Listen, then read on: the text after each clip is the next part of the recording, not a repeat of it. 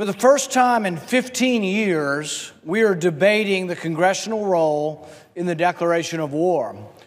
We have fought the longest war in U.S. history under an original authorization to go after the people who attacked us on 9/11. That war is long since over. The war has long since lost its purpose, and it's long time that we have a debate in Congress about whether we should be at war or not. It is the constitutional role of Congress. Interestingly, the folks that you have heard on either side of the issue have said it is our job. It is what we should be doing. And yet we haven't done it for 16 years. Who in their right mind thinks that Congress is actually going to do their job without being forced to do their job? My resolution is actually silent on whether we should still be at war.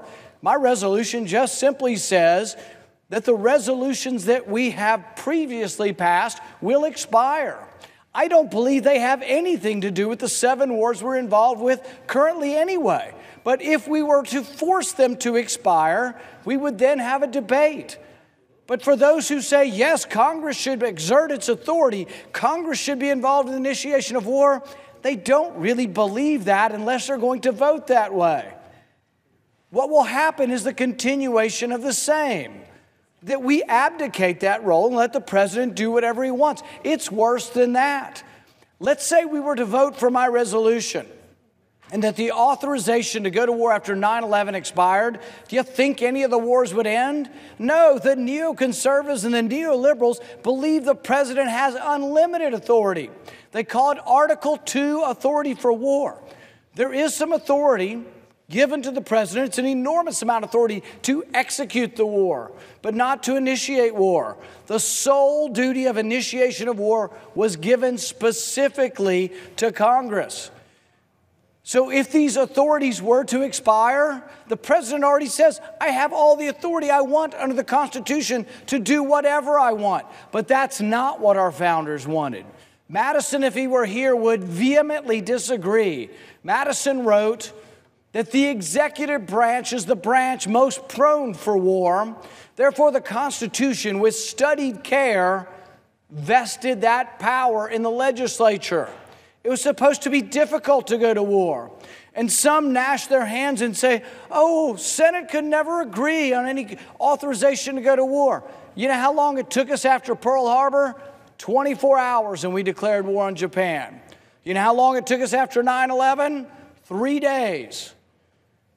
We can come together as a body when we're attacked, when we're unified in purpose. But guess what? After 16 years, it's difficult to determine the purpose in Afghanistan.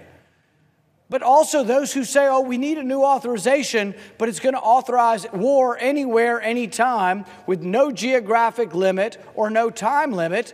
Basically, they would be authorizing everything we're doing now and not putting any limitations on it. We're in Yemen.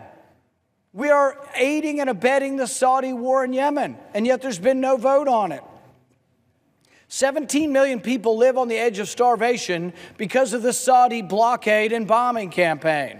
We are aiding and abetting that, and yet there's been no vote here in Congress.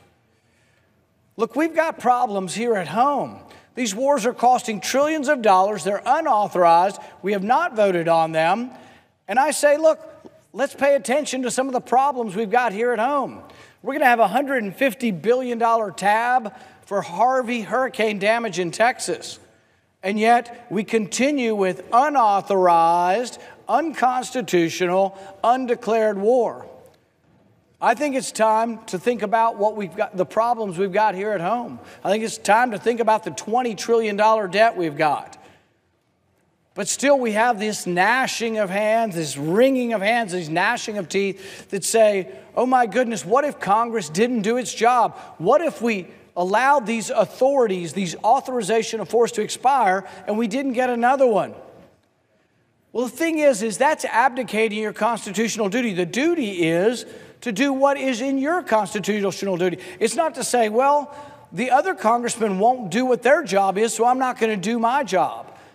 Our job is to enforce, obey, and execute the Constitution.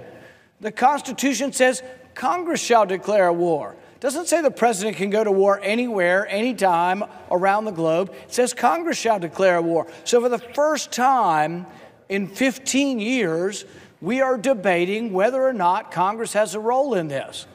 And for those who will vote no against my resolution, they're basically voting, even though they will say otherwise, they are voting to say, well, let's just let the status quo go on. President can do what he wants. It's too emotional. It's too controversial to debate war. So we'll just keep letting the president do whatever he wants.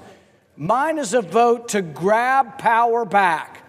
Mine is a vote to say the Senate has prerogative here. The Constitution gives the power to the legislature. That's what this vote is about.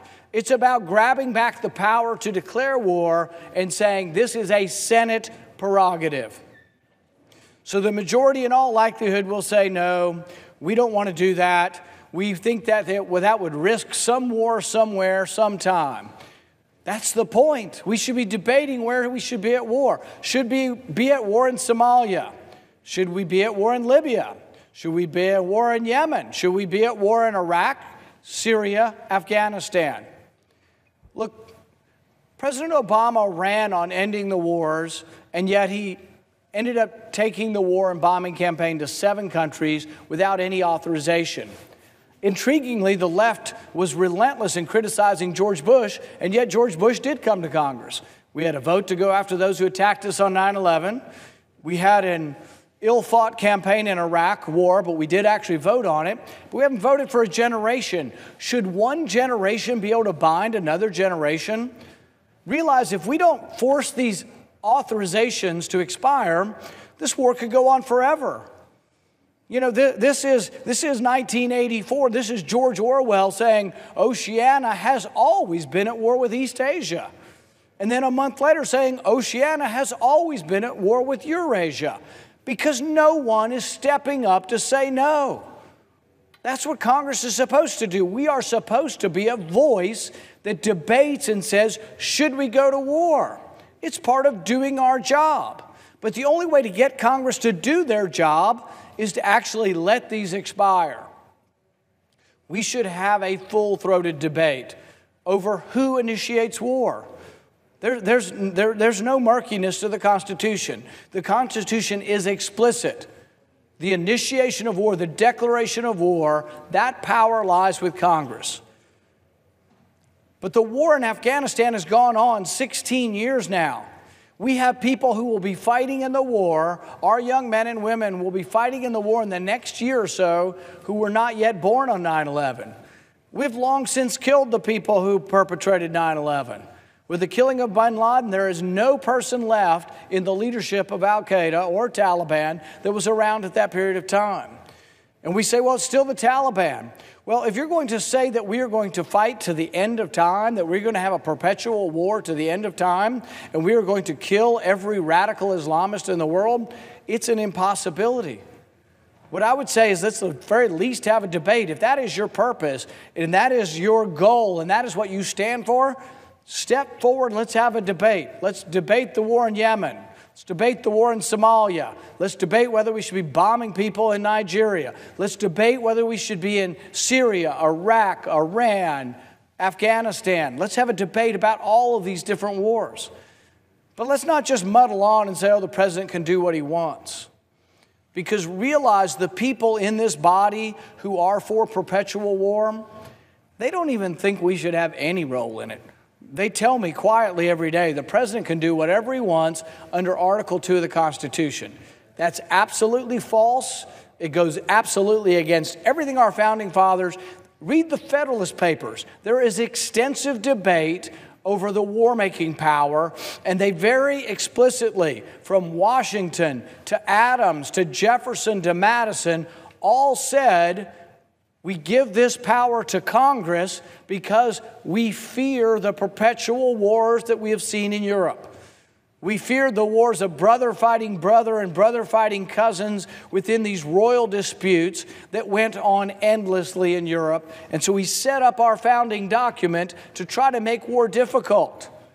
But when we've been attacked, it's been easy to come together. 9/11, virtually unanimously, we came together within 3 days. Pearl Harbor within 24 hours.